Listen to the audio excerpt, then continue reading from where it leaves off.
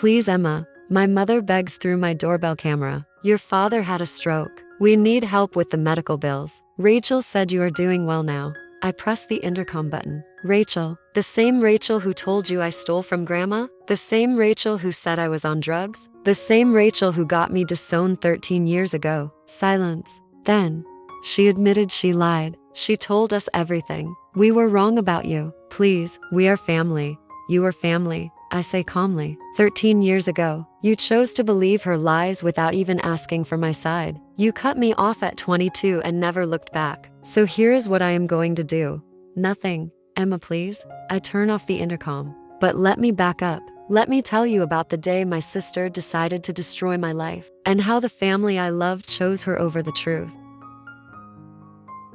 I grew up believing my family was unbreakable. We were the Harpers. Dad, Mom, my older sister Rachel, and me. We lived in a comfortable suburb of Boston, had Sunday dinners together, took family vacations every summer. We were the family other families envied. Close-knit, they said, traditional values, always there for each other. I believed it all. My father, Robert, was a successful corporate lawyer, stern but fair, the kind of dad who showed love through actions rather than words. He coached my soccer team when I was little, helped me with homework, taught me to change a tire. I thought he was the most dependable person in the world. My mother, Susan, was a stay-at-home mom who made everything feel warm and safe. She baked cookies, hosted family gatherings, remembered everyone's birthdays. She was the glue that held us together, or so I thought. And Rachel. Rachel was 5 years older than me, beautiful and charismatic in ways I never was. She was the golden child, homecoming queen, straight A's without trying, everyone's favorite person. She had this magnetic quality that drew people in. When Rachel walked into a room,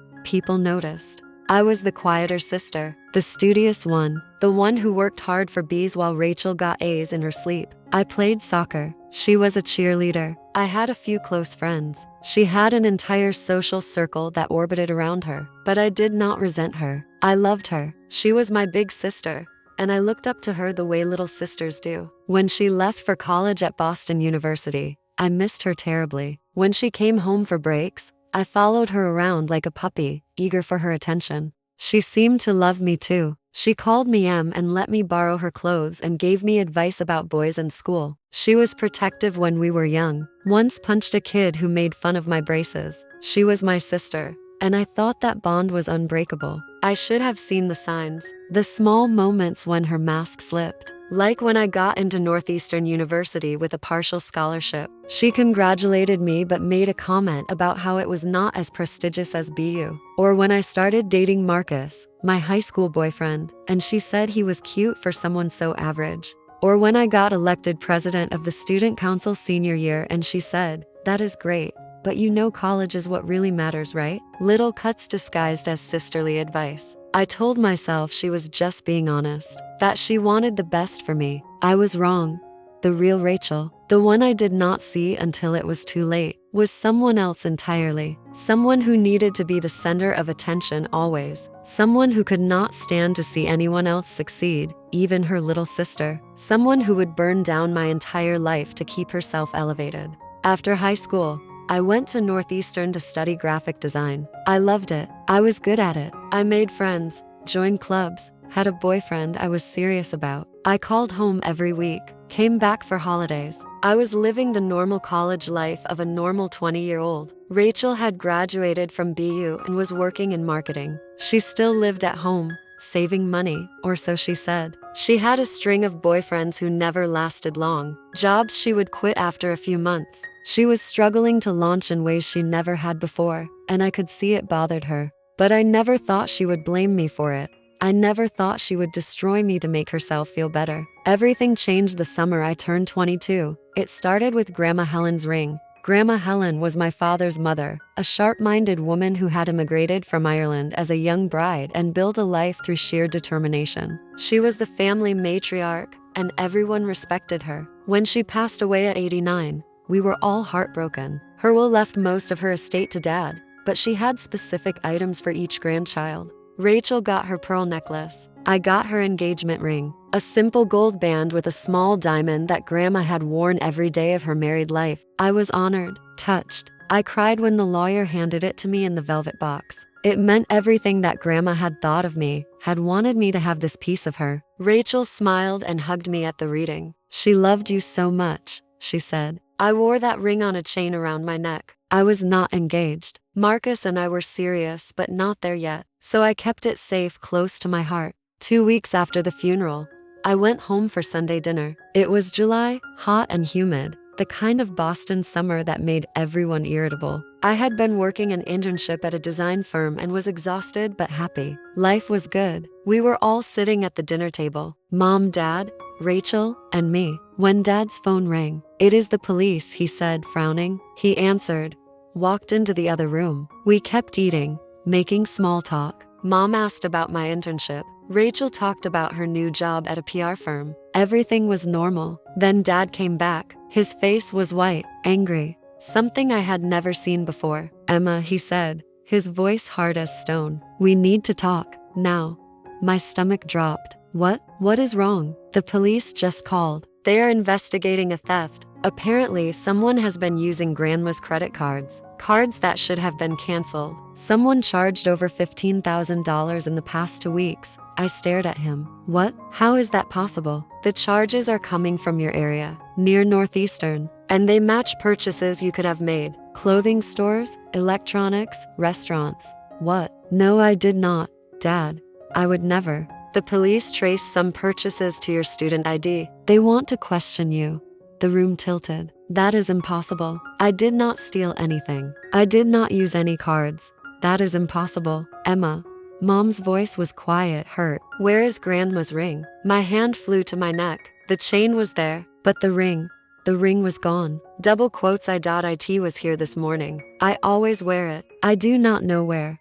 It was found at a pawn shop," Dad said. "Downtown. Sold 3 days ago. The person who sold it provided ID." "Your ID, Emma."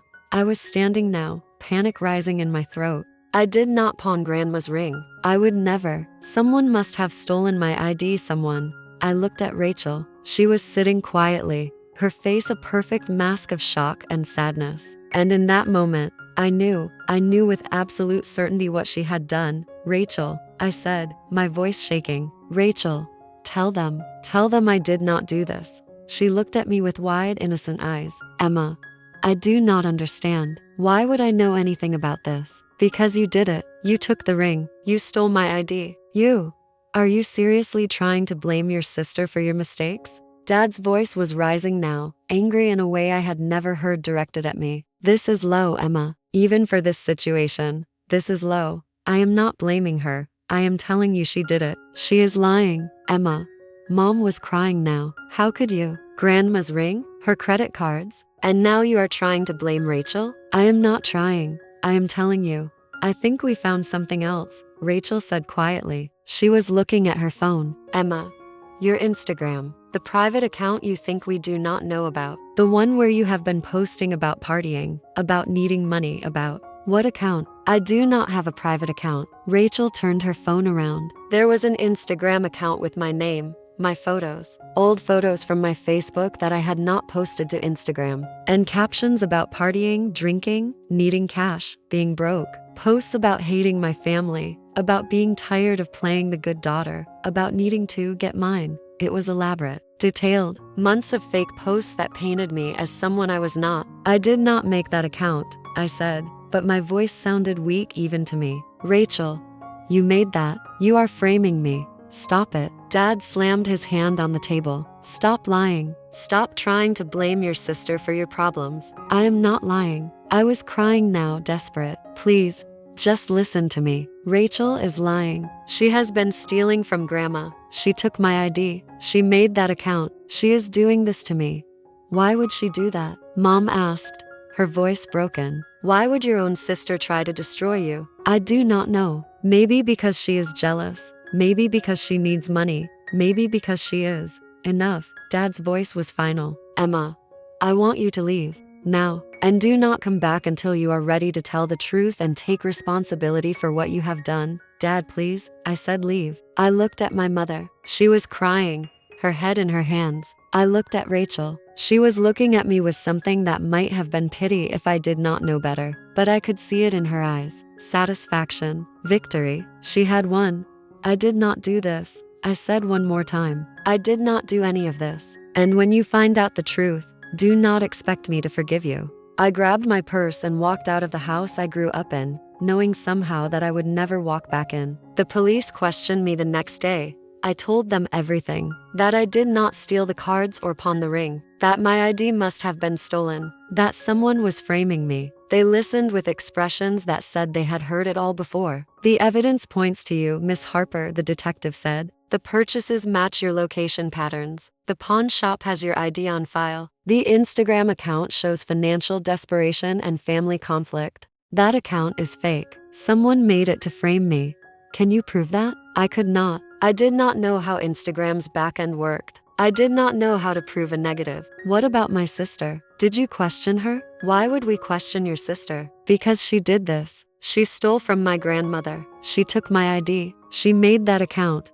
Do you have any evidence of that? I did not. I had nothing but my certainty and my desperation. They let me go but told me not to leave the state. The investigation was ongoing. Charges might be filed. I went back to my apartment and broke down. My roommate found me on the floor, sobbing so hard I could not breathe. What happened? She asked.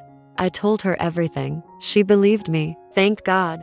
Someone believed me, but belief did not change reality. I was being framed, and I had no way to prove it. Over the next week, the rest of my family learned what happened. Aunts, uncles, cousins, everyone got Rachel's version of the story. The one where I stole from grandma, pawned her ring, and then tried to blame my innocent sister. My phone exploded with messages. Most were angry. Some were disappointed. A few were heartbroken. Nobody asked for my side. Nobody believed me when I tried to explain. Rachel had been thorough. She had planted seeds for months, telling family members I was struggling with money, that I had been acting strange, that she was worried about me. So when the theft came to light, everyone already had a narrative in their heads. Poor Rachel, trying to help her troubled sister. Poor Rachel, being blamed for Emma's mistakes. Marcus broke up with me. I do not know what to believe, he said. But this is too much drama. I cannot deal with this.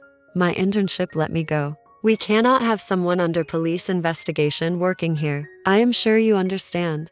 I lost everything in 2 weeks. Family, boyfriend, job, reputation. Everything except my roommate, who stuck by me even though I could barely afford rent anymore. The police eventually dropped the investigation. They could not make the charges stick. There was just enough reasonable doubt, just enough possibility that someone had stolen my ID. But the damage was done. My name was tainted. My family would not speak to me. I called my mother once a week for a month. She never answered. I sent emails to Dad. He never responded. I showed up at the house twice. No one came to the door, though I knew they were home. I was 22 years old, and I had been erased from my own family. The first year was survival. I worked 3 jobs: waitressing, retail, and freelance design work I could find online. I ate ramen and slept on my roommate's couch after I could not afford my share of the bedroom anymore. I was exhausted all the time, running on caffeine and spite. But I was determined to prove them wrong. To prove I was not the person Rachel had painted me to be. To build a life so successful that eventually,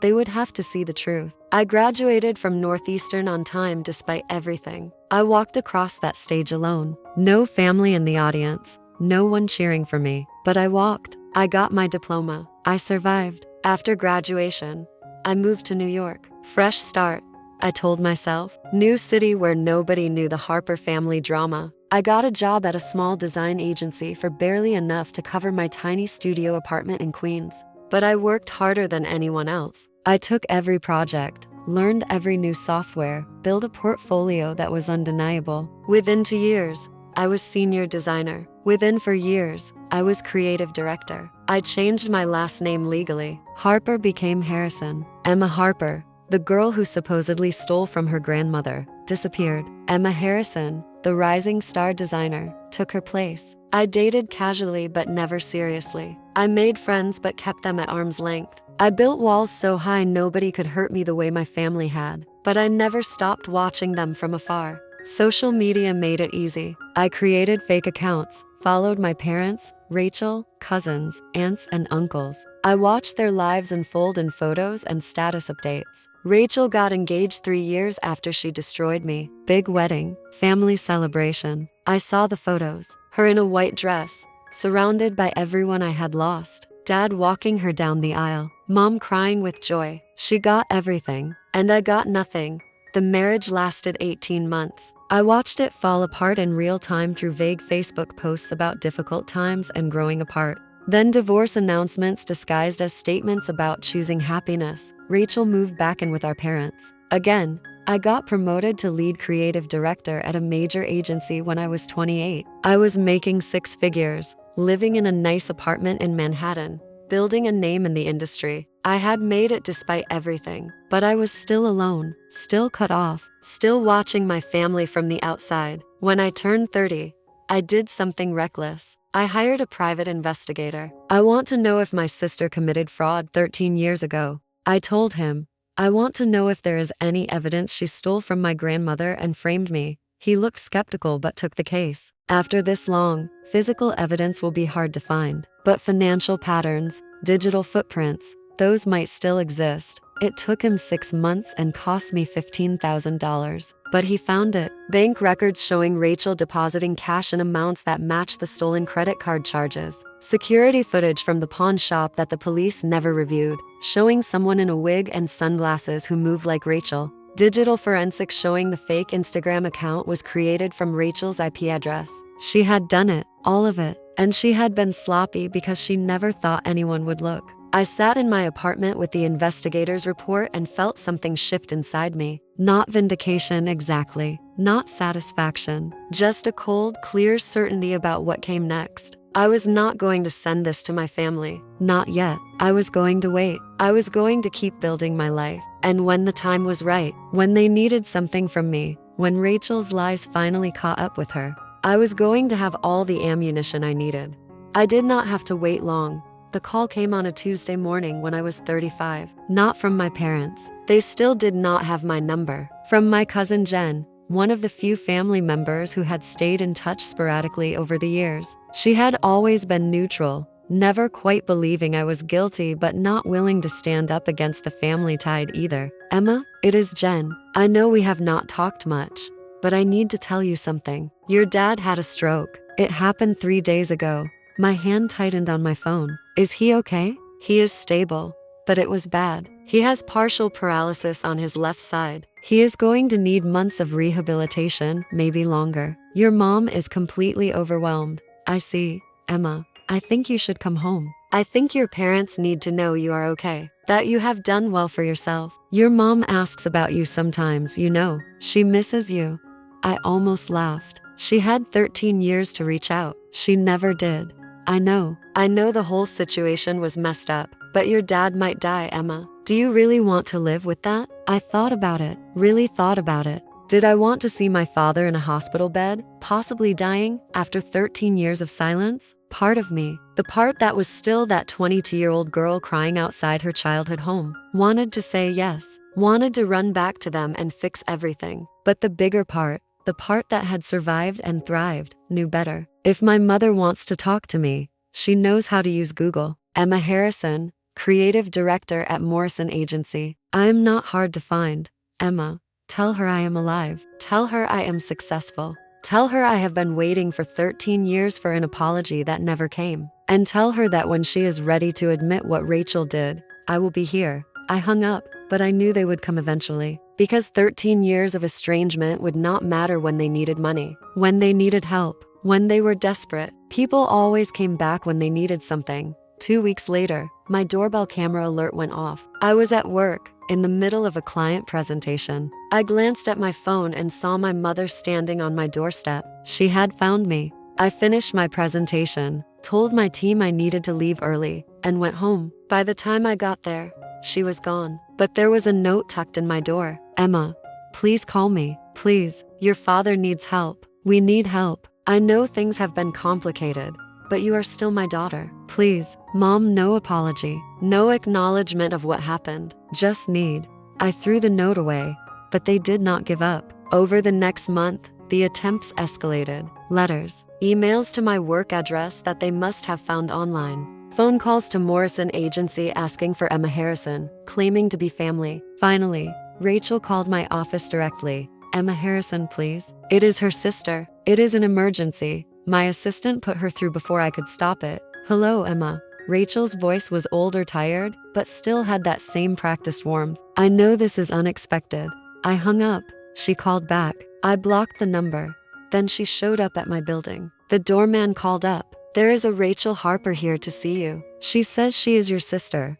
Tell her I do not have a sister. If she comes back, call the police. The doorman, bless him, did exactly that. 3 days later, my mother and Rachel showed up together. Both of them standing in front of my door camera, looking desperate and small. That was when I finally answered. Please, Emma, my mother said through the intercom. Just give us 5 minutes. That is all I am asking. 5 minutes to talk. I could have ignored them. Should have probably. But 13 years of waiting, of building my case, of preparing for this moment. It was all leading here. You have 2 minutes, I said. Start talking. Mom looked at the camera, her eyes red from crying. Your father had a stroke. The medical bills are overwhelming. The rehabilitation he needs. The insurance does not cover all of it. We have spent our savings. We have remortgaged the house. We do not know what else to do.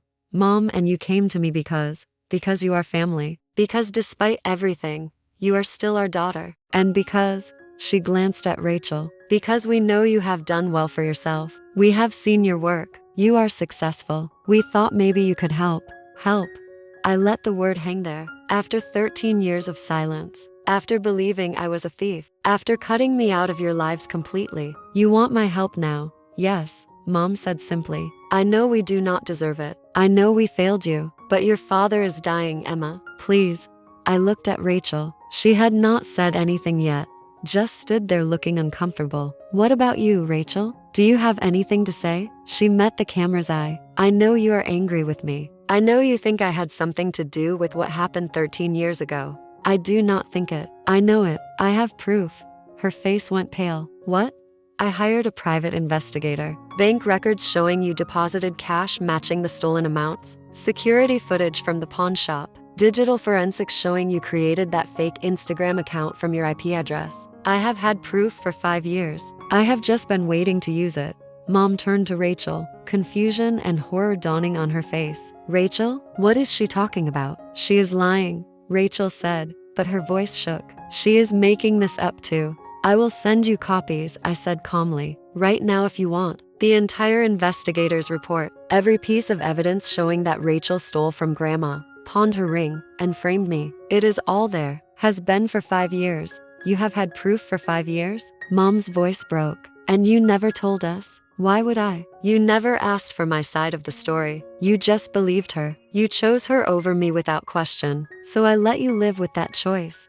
Rachel started crying. Real tears this time, not the practiced ones I had seen at that dinner table 13 years ago. I am sorry. I am so sorry. I was jealous and stupid and I made a terrible mistake. A mistake would be lying once, I said coldly. You sustained an elaborate frame job. You stole from our grandmother. You destroyed my relationship with my family. You cost me my boyfriend, my job, my reputation. That was not a mistake. That was a choice. Mom was looking at Rachel with an expression I could not quite read. Horror, betrayal, confusion. Is this true? She asked. Rachel, is this true? I was young. I was stupid. I needed money. And I thought it would not matter. I thought they would drop the investigation. I did not think.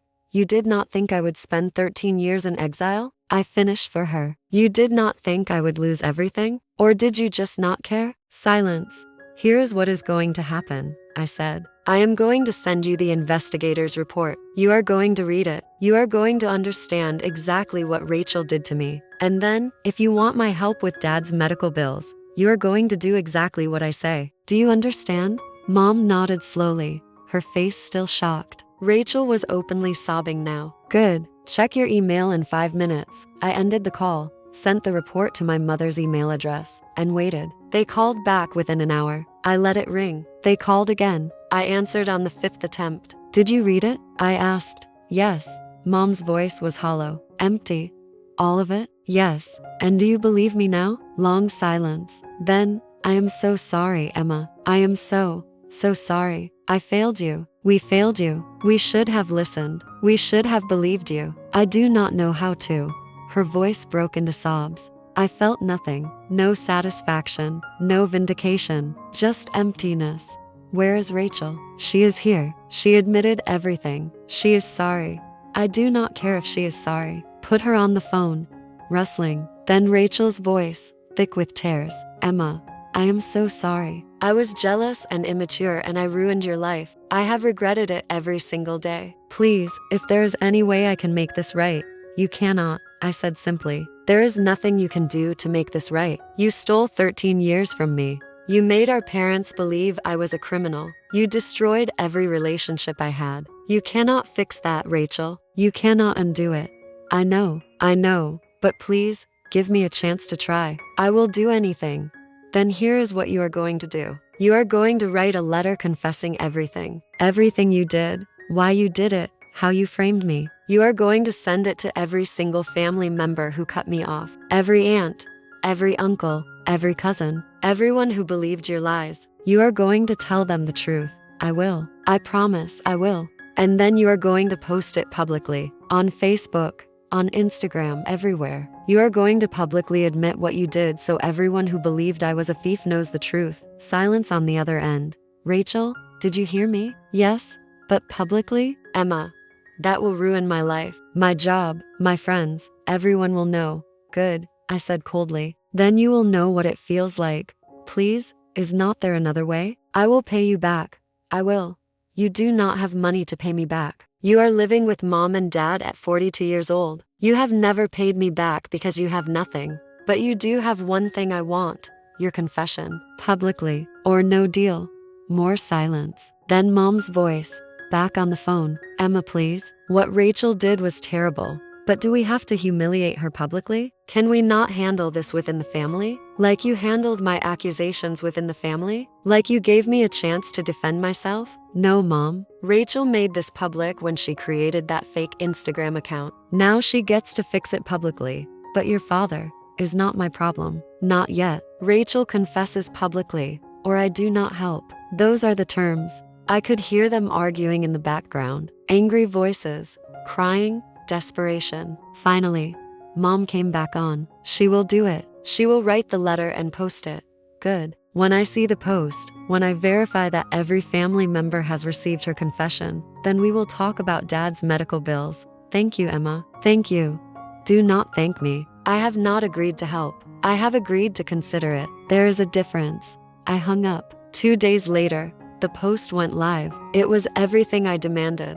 Rachel's full confession. How she stole grandma's credit cards, pawned the ring using my stolen ID, created the fake Instagram account. How she lied to the family, let me take the blame, watched me get cut off without saying a word. The comments rolled in. Shock, anger, disbelief. Family members who had shunned me for 13 years suddenly realized what they had done. My inbox flooded with messages, apologies, explanations, excuses. Everyone wanted to make it right now that they knew the truth. I deleted them all without reading most of them, but I kept the post, screenshot it, saved it in multiple places. Evidence that I was right all along. Proof that I was not crazy, not a thief, not a liar. 3 days after the post, my mother called again. Emma, please, we need to talk about your father. We do not have much time. The doctors say.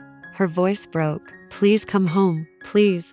I looked around my apartment, at the life I had built without them, at everything I had accomplished on my own. I will come, I said finally, but not home. Home does not exist anymore. I will meet you at the hospital. Tomorrow at 2 p.m. Just you and Dad, not Rachel. She wants to apologize in person. I said not Rachel. If she is there, I leave. Do you understand? Yes, okay. Just please come. I hung up and stared at nothing for a long time. After 13 years, I was finally going back. Not as the disgraced daughter begging for forgiveness, as the one holding all the cards. I walked into Boston General Hospital at exactly 2 p.m. wearing a designer suit and carrying a leather folder full of documents. Mom was waiting in the lobby. She looked older than I remembered, grayer, thinner, worn down by years and stress and guilt. When she saw me, She started crying. Emma, oh Emma. She tried to hug me. I stepped back. Where's Dad? 4th floor. I see you. They moved him to a regular room yesterday, but he is still. She could not finish. We rode the elevator in silence. I could feel her looking at me, wanting to say something, not knowing where to start. Dad was in room 417. He looked small in the hospital bed, connected to machines, his left side clearly weaker than his right. He was awake though. His eyes tracked to me as I walked in. Emma, he said. His speech was slurred but understandable. You came. I stood at the foot of his bed. I came to hear what you have to say. He closed his eyes. I am sorry. I am so sorry. I should have believed you. I should have listened. I failed you as a father. Yes, I said simply. You did. Mom made a small sound of protest, but I ignored her. You took Rachel's word over mine without question. You threw me out. You cut me off completely. You let me spend 13 years thinking my own family hated me. You believed I would steal from Grandma Helen, the person I loved most in this family besides you. And you never once asked yourself if maybe, just maybe, you were wrong. I know, Dad said. Tears were running down his face now. I know. There is no excuse. I was wrong. I am sorry. I know. Sorry does not give me back 13 years, I said. Sorry does not undo what you did to me. But please, Emma, please forgive us. We are your family. I opened the leather folder. Inside were copies of the investigator's report, medical bills I had reviewed from the hospital, and a document I had drawn up with my lawyer. Here is what is going to happen, I said. I am going to pay for Dad's rehabilitation. All of it. The physical therapy, the medical equipment, the home modifications he will need, everything. Mom's face flooded with relief. Thank you. Thank you so much. I am not finished. In exchange, you are going to sign this. I pulled out the document. It was a contract. Simple, clear. It stated that Robert and Susan Harper acknowledged their daughter Emma Harrison was falsely accused of theft in 2011 by her sister Rachel Harper, that they apologized for their failure to investigate the truth, that they acknowledged the harm done to Emma's reputation, career, and mental health, and that in exchange for Emma's financial assistance, they agreed to have no contact with her unless she initiated it. What? Mom looked at the document like it was written in a foreign language. You want us to sign away our right to contact you? I want you to respect that I have built a life without you, that I do not need you in it, that your access to me is not a given. It is a privilege you lost 13 years ago. But we are your parents. Biology does not entitle you to anything. You have to earn a place in my life now. And right now, you have not earned it. Dad read the document slowly. If we sign this, you will pay for everything, every medical bill related to the stroke and rehabilitation. I have already spoken to the hospital's billing department. I will set up an account to cover all costs, and in return, we agree to leave you alone unless you want contact. Yes. What about Rachel? Mom asked. What happens to her? Rachel is not my problem. She is yours. You raised her. You enabled her. You believed her over me. Whatever consequences she faces now are between you and her. I want nothing to do with her. She is destroyed, Emma. The post ruined her. She lost her job. Her friends have turned on her. She is barely functioning. Good, I said without emotion. Then she knows what it feels like. How can you be so cold? Mom's voice rose. She is your sister. She made a mistake. A mistake is spilling wine on a dress. Rachel committed fraud and destroyed my life. Do not call it a mistake. Do not minimize what she did. She made choices. Now she lives with the consequences. I put the contract on Dad's bedside table. You have 24 hours to decide. Sign it, and I pay for everything. Do not sign it, and you are on your own. Your choice. I turned to leave. Emma, wait. Dad's voice stopped me. Do you hate us? I looked back at him. At this man who had been my hero when I was young, who taught me to be strong and independent, who then threw me away based on lies. No, I said honestly, I do not hate you. I do not feel anything for you. That is worse, is not it? If I hated you, it would mean I still cared. But I do not. You are just people I used to know. I left the hospital and drove back to New York that night. The next day, I received a scanned copy of the signed contract. Both signatures at the bottom. I paid the medical bills, all of them, set up a fund for ongoing care, made sure Dad would have everything he needed for his recovery. And then I went back to my life, It has been 3 years since that day in the hospital. I am 38 now. I started my own design agency 2 years ago. It is small but prestigious, and we work with clients I could only have dreamed about when I was starting out. I have 15 employees, an office in Tribeca, and a reputation as one of the best in the business. I met someone, a man named James, who is a photographer. We have been together for 2 years. He knows the whole story. He understands why I keep my distance from my family. He does not push me to reconcile or forgive. He just loves me where I am. My parents have respected the contract.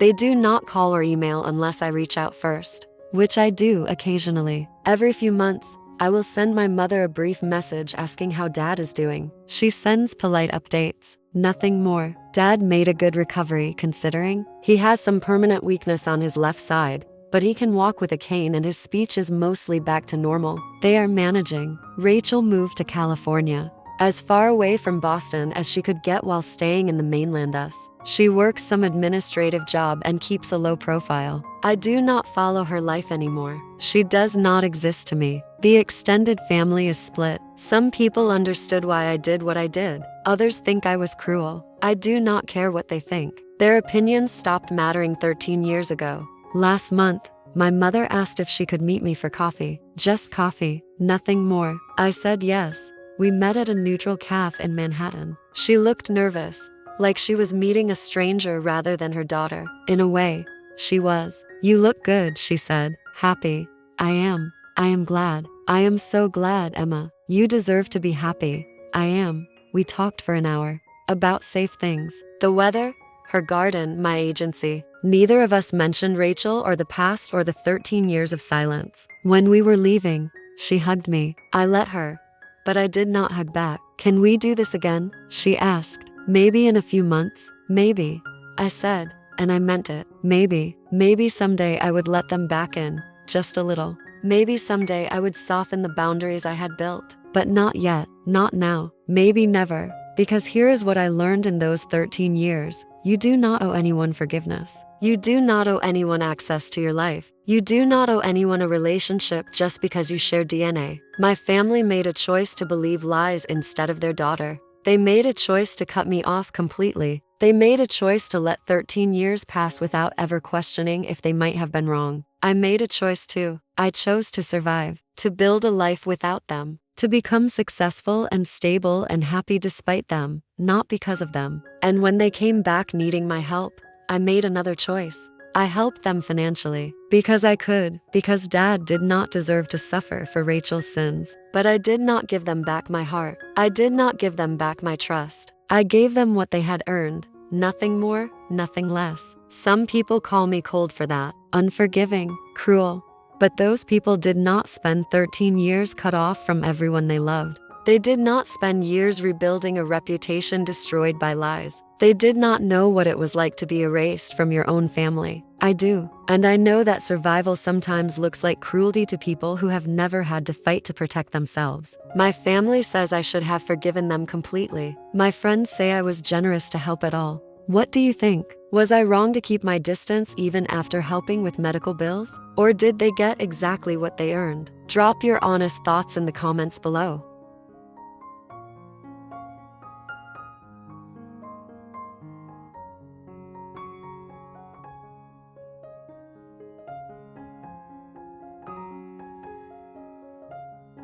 If you believe people should face the consequences of their actions, hit subscribe. I have got more stories of justice that will blow your mind.